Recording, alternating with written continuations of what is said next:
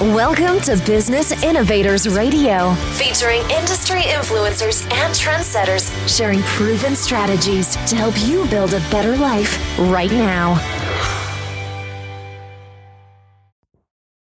Welcome to the show. I'm your host, Carol Santella, and today joining us in the studio is Renee Swasey, owner of Allegheny Muscle Therapy and Massage.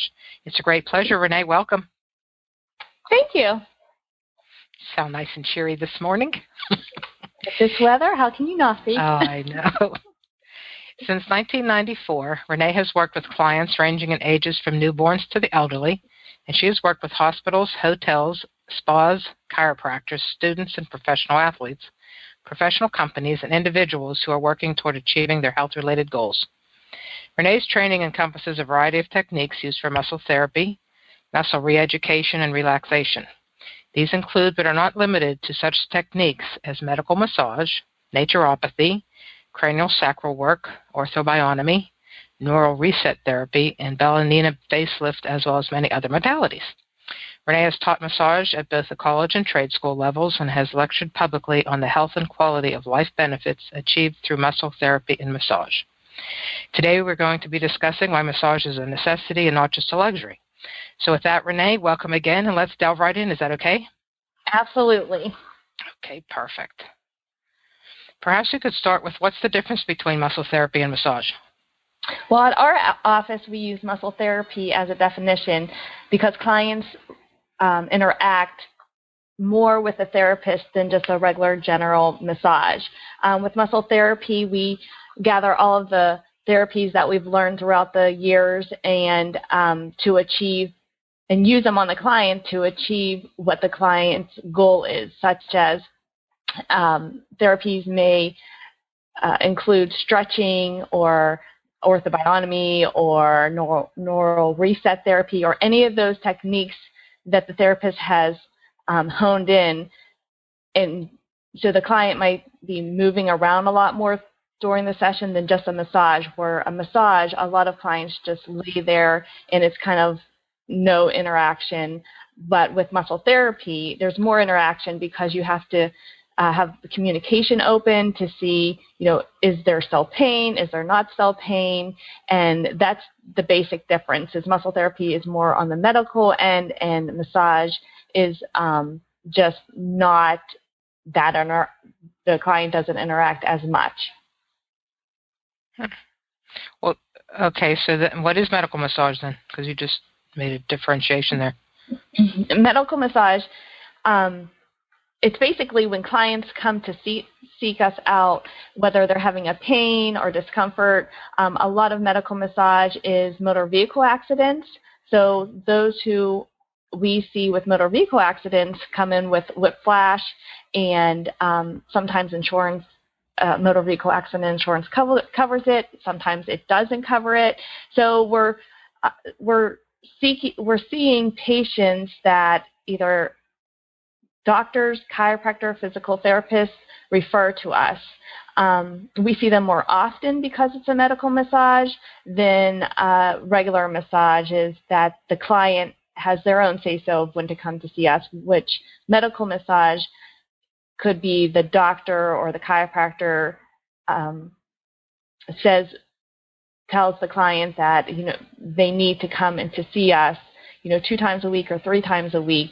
But medical massage can also be done on those clients that come in to see us on their own.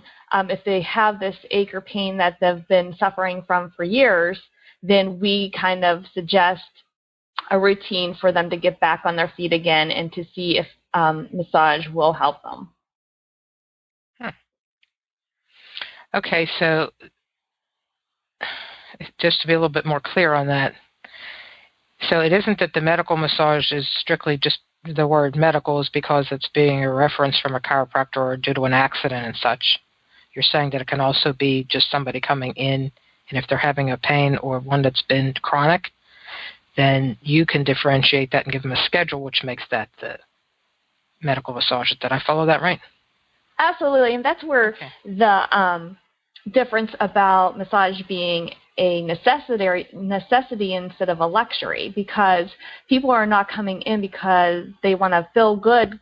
They do want to feel good because they want to relieve their pain, but that's the difference between both of them, is that there's clients that come to us because they know that that's how their body can maintain to be pain-free. That's how their body can maintain to just relieve the stress. So either or. Medical massage is basically just a name, just like shiatsu or just pregnancy massage or something like that. We don't wrap up name in our office. We don't wrap into too many names of massage. We just do the techniques that are going to get the job done. So So the clients that do come, or patients per se, especially if they're medical massage and they're referred by a doctor or chiropractor, then they're considered a patient and a client. So that's where the medical massage comes in, and the name kind of says it out there that it isn't just a luxury; it's more of a necessity.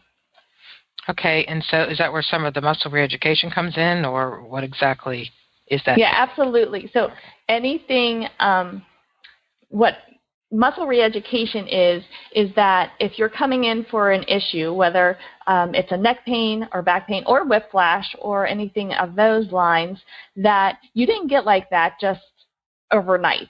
So people who come, they're not going to, they might, I mean, the miracles happen every day. So they might get healed right then and there, or they might get pain relief right then and there. But with muscle reeducation, if you're in a car accident and let's say you slam on the brake with your right leg and that right leg tightens up in that calf, you're not only suffering emotionally from that accident, but your muscles have memory. So that memory is stored in that muscle of that accident, and it basically is defending and let me think of the word. It's basically in a defense mode of the muscles are kind of protecting the body. So muscle reeducation, when they come to see us, it may take 2 sessions for 3 weeks to help that elasticity of that muscle and to reeducate it in a non-defensive way. So it takes some time for the muscle to just say, okay, I'm safe, and I'm stretching out now, and I'm not in that environment. So muscle reeducation is doing something consistent for 2 or 3 weeks, maybe even 6 weeks, and then dwindling off to get on a maintenance schedule so your muscles don't reactivate themselves. That I say, this is my terminology. I feel like the muscles reactivate themselves. And if they go backwards, then that's why the maintenance is so important, to keep the muscles going forward. So it's just like when we have cellular memory overall in our body, the muscle has the same memory, and you're reeducating it. Absolutely. And just for an example, a physical therapist or a chiropractor or any of the medical profession, you're not going to go to a physical therapist one day and there you go, there's your stretches and go home. I mean, some may, but usually you have to go in a period of time so you can see that change in the system. So with massage, again, why it's such a necessity is that stretching out that muscle and getting deep into that muscle tissue, that takes time. If you have a muscle knot, you didn't get that overnight, so you have to break down those muscle tissues to get to the deeper layer. So it takes consistency at first and then go on to a maintenance. So that's why I would say equally as important if you're seeing a chiropractor and maybe the alignments don't seem to be holding as well, so massage would be beneficial either before or after that treatment, right? Absolutely. And a lot of people do come in before their treatment, their adjustments, and some come after, obviously. But the great thing about chiropractic and massage is they both work together. But then there is also a little bit of not a conflict, but a lot of clients that come in to see us, or just talking outside of the office with people with pain, they would bring up they're seeing their chiropractor 2 times a week and they had decreased pain, but they still have it. And so I raised the question to them is, well, maybe it's just musculoskeletals, and how basically you have to remember that there's 600 muscles in the body, and those muscles are attached to bone. So if that bone is out of alignment, the most likely that muscle is just constantly pulling that bone out of alignment. And vice versa, like when clients see us, I share with them, after this series of sessions, if you're still not feeling, better and you're coming to see us first before a chiropractor, and then you might want to go to a chiropractor because it might be that the muscle doesn't need addressed, but it's the bone that needs addressed. So it works both ways. So in summary, if people are going to a chiropractor not feeling relief, they need to have access to somebody that does muscle massage or muscle therapy, because it's the muscle bringing that alignment out. So no matter how many times you're going to get adjusted, that muscle is still going to be tight, still going to have that education to it, that muscle memory to it. But on the other hand, if you're not going to a chiropractor and you're seeing us first and we're not getting the results we want, we are more than happy to refer to a chiropractor, because then no matter how much muscle work that we do, it's the spine and the bones that need to be addressed. So we definitely work together with a lot of chiropractors, and we think that that's a great combination. And in addition, with physical therapists, sometimes a muscle needs strengthened, and sometimes, like with a car accident or a whiplash, that the muscle doesn't need any more strength, and what it needs is more relaxed and lengthened and kind of re-educated in that way. So there's a catch-22 with all of it, but it's just seeing the patient or the client for a period of time and then kind of re-evaluating it after the session and direct them to or suggest another alternative if like massage or muscle therapy doesn't work. Does that help out? It does. And I was thinking then maybe sometimes if people are already seeing a massage therapist and a chiropractor, it sounds like it would almost be beneficial to have like the appointments kind of close together, so you get your massage and then go get your adjustment. Yes, but Carol, we have to remember that everybody is different. You know what I mean? Yep. And so like something may work for one person, but something may not work for the other. So if you're always in a tense and restricted in general, that's like your lifestyle, then it is great and helpful if you get your massage first so the chiropractor can have better adjustments. But then if they're not on a massage therapist point of view, sometimes it's great to have the adjustment, because then it makes our job a little bit more, not easier by all means, but it makes the session more productive because you're able to relaxes the muscle a little exactly. bit. Okay. So it's basically you have to know that patient or that client and what responds better for them, and then get on that routine. Okay, so then I was thinking was when people say that I'm going to go have a massage today, and I was thinking, is there just the massage is considered standard? It sounds to me like there is no such thing. No.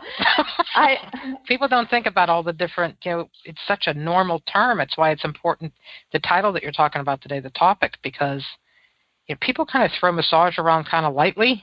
I'm going to have a massage today. So the person that's hearing that is thinking, oh, wow, they're going for just the relaxation of it. Isn't that nice? I wish I could take out of my day and go. You know what I mean? So that, you know what I'm saying? Okay. So And the funny thing is that a lot of my clients even bring that up during sessions. They say, Renee, the people at work today said, oh my goodness, that's so nice, you're going for a massage today. But then they're like, you don't know what kind of massage I'm getting. And basically they like and prefer the deep tissue. So any session that I do is all customized, because your massage that may help you might be a lighter technique with light pressure points. But,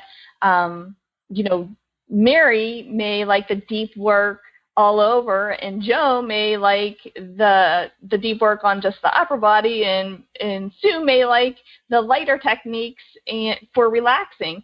So it all depends upon what is your goal. Why are you getting massage therapy or muscle therapy done, and what do you want to achieve out of it? So yes, it's very different. Like when people say massage, I think the common thing is, oh, you're going to go for relaxing. Mm-hmm. But then basically for these clients that it is such a necessity, they all schedule, every 3 weeks. They know when their body needs it, or they schedule every other week or once a month or something like that. So it's a necessity to them. If you talk to them, it's not like I'm just going for a massage. Okay, so then on the opposite side of that, are there any times, such as certain health conditions, that muscle therapy or massage shouldn't be or should be avoided? You should be cautious no matter what. I think touch is the most powerful thing. So this is just speaking for me in my career, is I never refused anybody. And when you're thinking about massage, I'm getting a massage, everybody thinks it's an hour long, but massage can be 10 minutes, 15 minutes long, 20 minutes long. For example, a cancer patient, they might not be able to withstand a whole hour. It's not, or it might not be healthy for them for a whole hour, but, just working on their hands or gently on their neck could be the most powerful thing. I always look at it as, someone that comes with a major condition and maybe a full body massage isn't helpful to them. So I have a choice, and this is my choice to say, I'm sorry, but you're a contraindication. I can't do you. Or I have a choice to say, you know what, an hour session may be a little bit too much for you. So how about let's start with 15, 20 minutes, and how about we just work on your hands or your neck or your feet. So with me, nobody's a contraindication because you can at least do something. And a lot of people might agree or disagree with that, but I've seen people for 15 minutes and they leave so much more joyful than when they came in. And that's all that matters, is that you made an impact on their life that day. That was beautifully stated. That really was. And besides it, what normally can just that feeling, like you said, touch is so important. So even if it's just a hand massage, plus you have all those acupoints on the hands or feet. So it doesn't matter necessarily if it's whole body or that in that type of situation, because you're right. They're still leaving with a benefit to their body and their soul and mind, actually, from the way I understand that. Absolutely. And that's what keeps me in the business. Yep. And I can see your personalities in there and your heart's there. So that was very nicely stated. So that kind of leads me into something that's also kind of a nice, when people think about a vacation. Is it a good thing or a bad thing then to have massages when you go on vacation?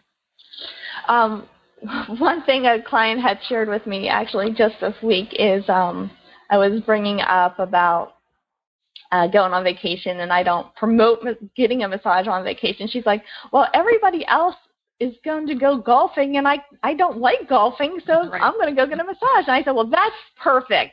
Go ahead and go get a massage. But my pet peeve about massages on vacation is you're already relaxed on vacation. You're experiencing less stress than, hopefully, and you're in that mode of relaxation. So usually when you're on vacation, you spend more money on massages and so forth, and I applaud the therapists who do it. I'm not saying don't ever get a massage on vacation, but if finances or budget is in your life that you're just balancing things out, but you have high stress, then you need to rethink about spreading the vacation over the whole year, which I mean is, even if you schedule a half-hour massage or an hour massage whenever you're in reality world, that is like a vacation, a half-hour vacation per se. I don't know if you got what I'm saying, but so instead of getting a massage on vacation in that mindset, I think it will most benefit the body if you're getting your massages whenever you really need them, such as in the storms of life or in the stress of life, just to take a time out of it, your work, your kids, your family, your job, just everything all at once. You just need that time out, and that's whenever your body needs that time out. So if you're thinking about spending, I'm not sure how much it is on vacation, but for a massage, but take that money, and maybe that would help in the daily life, in the real world, and get a couple sessions, for what you would have spent on vacation. So that's my opinion about why you should enjoy your vacation and wait to come home, because of the plane ride and everything. You're going to need the massage after your vacation. At least I do. People often say you need a vacation after your vacation. I mean, absolutely. And exactly, that is perfectly said, because that's where the massage will come in. Right. Okay, so while we're kind of on that subject, then, what would be a good massage schedule for somebody to incorporate on a regular basis in their lives? Once again, it depends upon the person. It depends upon what their goals are, what their finances are, what their schedule is about.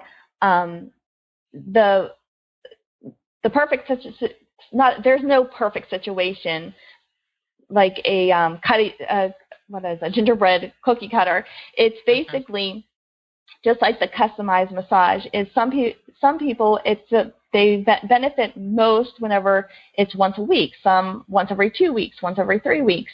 I always say that it's best to get one at least it's once every 6 weeks, or even once every 2 months. The worst scenario would be once every quarter, of that year. So once every 3 months is better than nothing, or it helps set that tone of, oh my goodness, I'm getting my massage, I'm so excited, and it sets that excitement for at least you're getting a massage 4 times a year. But the rule of thumb is once a month. But some people I see once every week, once every 2 weeks, once every 3 weeks, and it can be once every 6 weeks.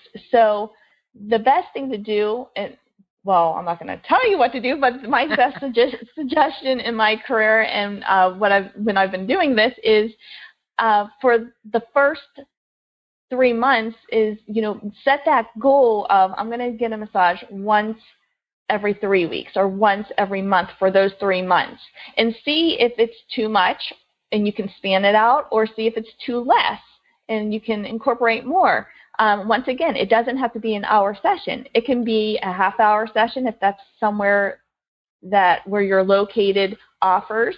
It can be just like maybe a 15-minute 1 week and then a whole hour 3 weeks after.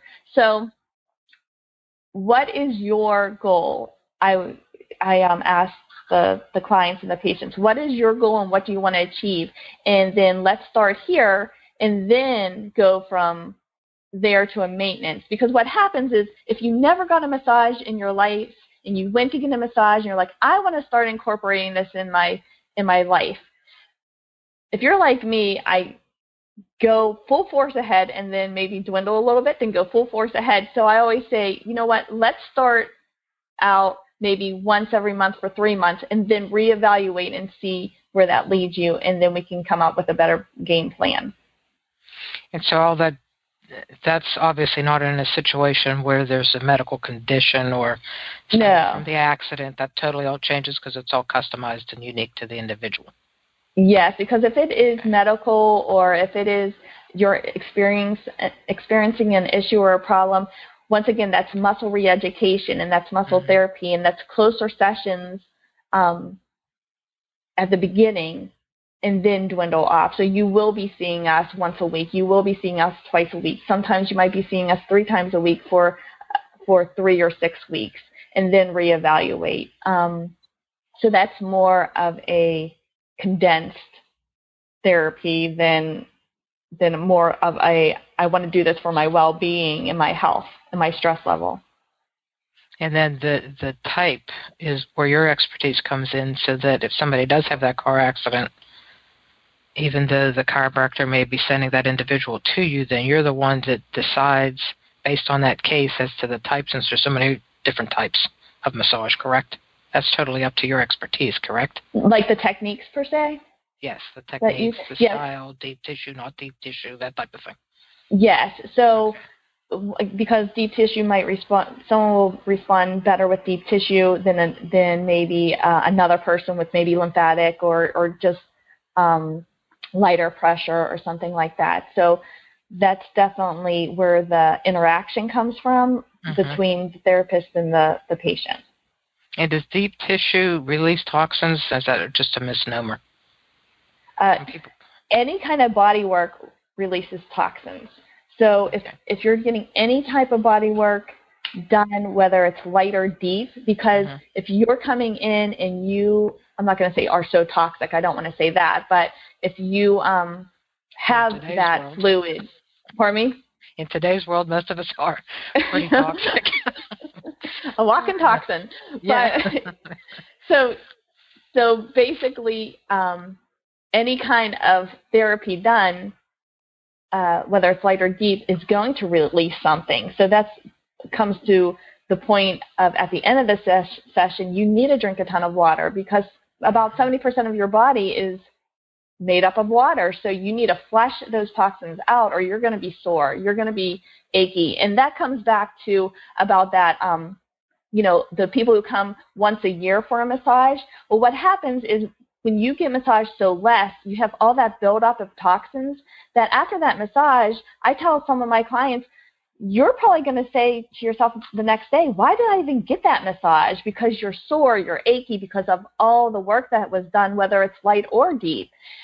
So getting your body on a maintenance will allow your body, your circulation, your lymph to function better so you're able to release those toxins easier.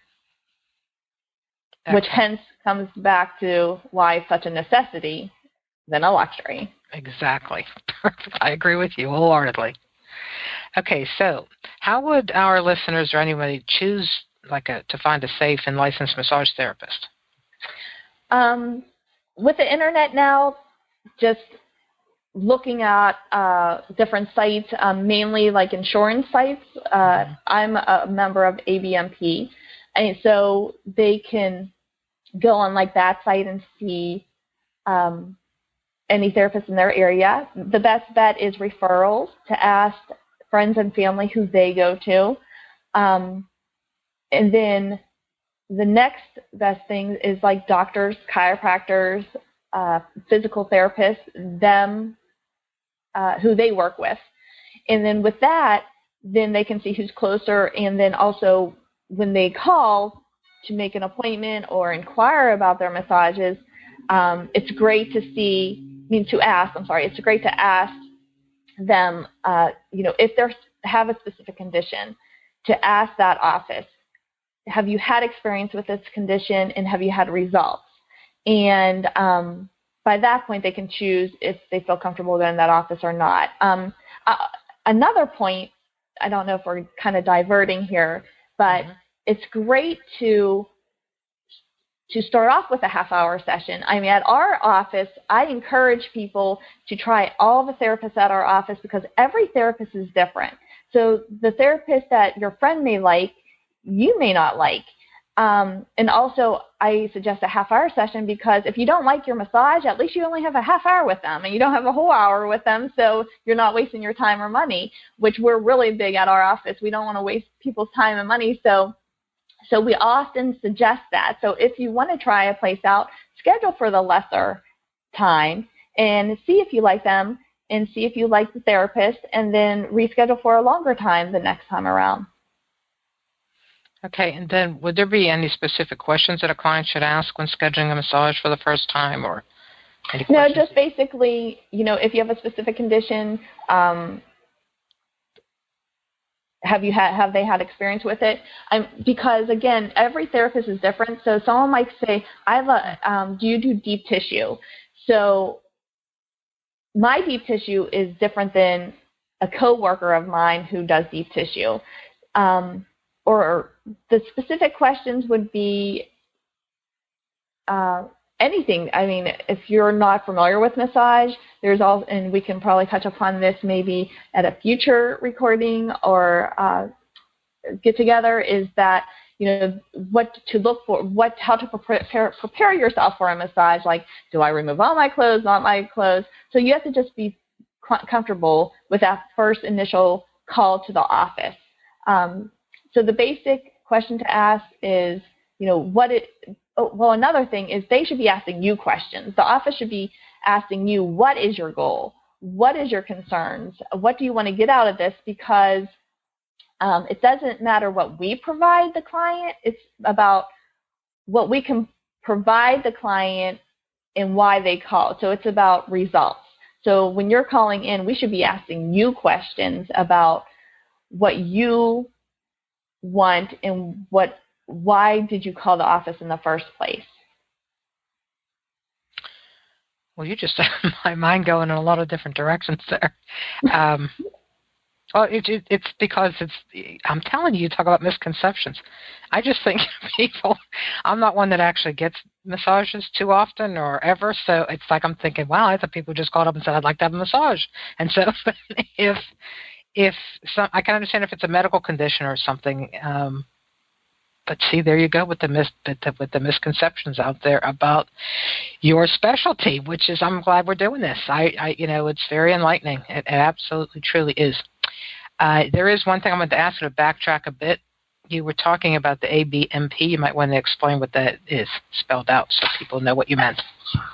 Okay, the ABMP is the insurance company that we go through for massage. It's the stands for Associated. I'm so used to it. I just figured that. ABMP, Carol. Okay, it's Associated Bodywork and Massage Professionals. There's also the AMTA, I believe. There's also a ton of insurance providers for massage therapists out there that they have sites that you can go to and find the massage therapist. I think the best way, though, is referrals and just ask around, to be honest.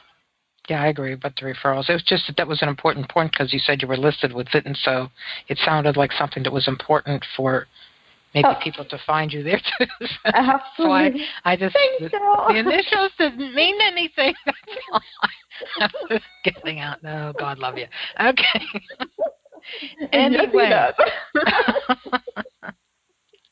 Anyway, before we draw this great time to a close, is there anything that maybe we didn't cover that you'd like to cover right now?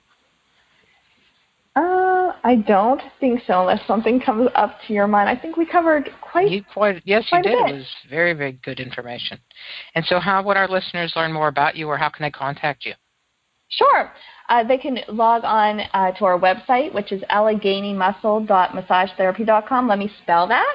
Mm-hmm. It's Allegheny Muscle, which is ALLEGHENYMUSCLE.massagetherapy.com. So that's alleghenymuscle.massagetherapy.com. Or you can call our office at 724-695-5300. So once again, it's 724-695-5300. And you can also check us out on our Facebook page and type in Allegheny Muscle Therapy and Massage, and that will bring you to